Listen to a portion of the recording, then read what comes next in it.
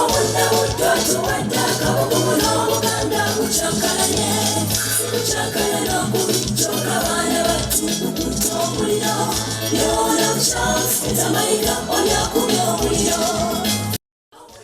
12 Ogwokutaano 2013 lyali ssanyusa wano mu Buganda Ssaabasajja Kabaka Ronald Muwenda Mutebi owookubiri bwe yasiima n'akwasa Charles Peter Mayiga Ddamula okumulamulirako Obuganda.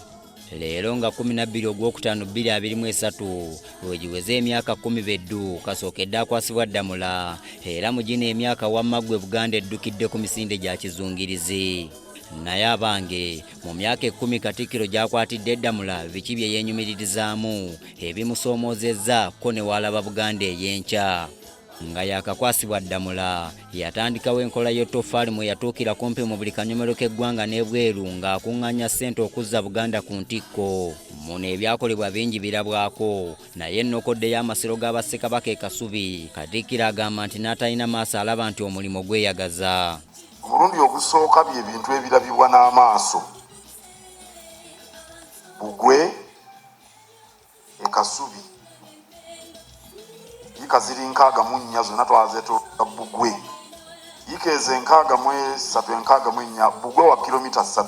Ensonga y'amasiro, amasiro tegaddirirangamu kubanga kakati tukola munda wabweru waggwa naye munda omulimu munene nnyo tugukola gutambula tuli kati mu kumaliriza ebisembayo. Enteekateeka ya mmwanyi terimba naye ezze ku mulembe gwa Mayiga era atuuse mu buli ssaza lya Buganda ng'ayongera okukubiriza abantu balime emmwanyi okwekulaakulanya era ng'abantu bamuwuliriddemu. Era Uganda ng'ensi yayingiza obukadde bwa $820 okuva mu mmwanyi. Ettundutundu erisinga obunene lyava mu Buganda. Ekitegeeza nti abantu baafuna ku kasente abazirimye. Mu kiseera kye mwe tulabidde abantu ab'enjawulo omuli bannabyabufuzi okuva mu bibiina eby'enjawulo nga tebaggwa ku bulange. Katikkiro Mayiga agamba Kabaka yamulagira kugatta bantu kale buli agenda yaayanirizibwa.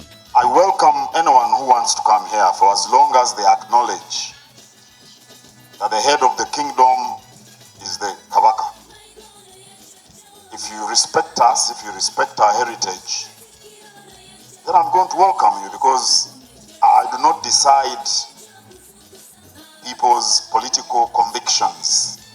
I cannot dictate what political, parties people should belong to. Waliwo n'ensonga y'amasaza agamu agalina endowooza y'okwekutula ku Buganda naye Katikkiro ye bino abiyise byappa. Omanye abantu ntera nnyo okubawa amagezi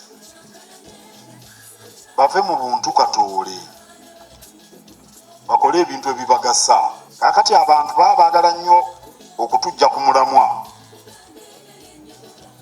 ne batondawo simanya bafuzi banno n'ebuluuli simanya ebugerere nti ate ne kooki ne mbiwulira kati owulira buweekula waliwo ne bagamba nti n'essese nayo teri mu Buganda. Kakati ssese Buganda esibuka ssese oli bw'aba amanya ebyawano ne bagamba nayo teri mu Buganda timawogola nti wa batujja ku mulamwa. Ku nkolagana ya Buganda ne gavumenti eya wakati Mayiga agamba takisanzeemu buzibu. Nungi ekimala kubanga tuwuliziganya abakulembeze mu gavumenti eya wakati bwe baba batwagala batulaba naffe bwe tuba tubaagala tubalaba. Baminisita ba gavumenti naano bajjawo era nammwe mubalaba era mwe mubawandiikako. Wano era we tumubuuliza ku nkolagana ye ne Nabagereka nga bino byatandikira Nabagereka bwe yali atongoza ekitabo kye Katikkiro obutabeerawo wadde okukiikirirwa. Mukuumaddamula atangaazizza bw'ati. Mu kitabo kya Nabagereka mulimu obubaka bwange kubanga ate singa nali siwagira nakima ndibadde muwa obubaka naye abeeyogereze bo tosobola kubagaana kwogera bye boogera. Ndowooza mu mbeera yonna mwe tubeera mubamu abantu abatasiima.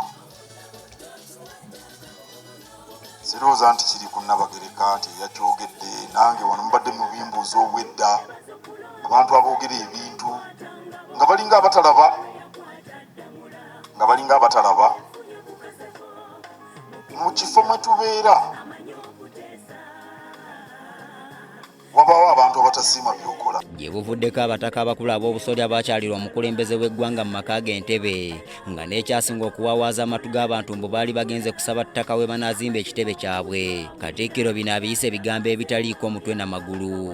Bw'oba ogenda ku biiki ogenda n'omusenyu oba omusenyu ogusangayo kakati kabaka ye landlord simanya muntegedde kati ayinza kabaka ye nannyini musenyu n'abagambye n'okubagamba nti ebika byawandiisizza enkiiko z'abayima ebika ebimu tebiina ttaka naye ebisinga birina kanate bagenze kusaba ttaka lyange lirizo sikimanyi. Nga njolekera okufundikira emboozi ya Katikkiro ku myaka gye Kkumi ng'akutte eddamula tumubuuzizza ku bimusobozesezza okutuusa Buganda we tugiraba kati. Ono aliko akaama kawadde abakulembeze ku mitendera gyonna. Bw'obeera mu bukulembeze oba n'enteekateeka oteekateeka n'ossa mu nkola byoteeseteese n'otunula nga bwe bitambula ne weetunulamu ebigenza obulungi n'onywezaawo ebigenza obubi n'olongoosa oteeba ggoolo n'olyoka owaga wadde ekikolo n'eddagala. Oweekitiibwa Mayiga yeebazizza ba Katikkiro be yaddira mu bigere olw'okusima omusingi omugumu ekimusobozesezza okutuuka wano wamu ne byakoze.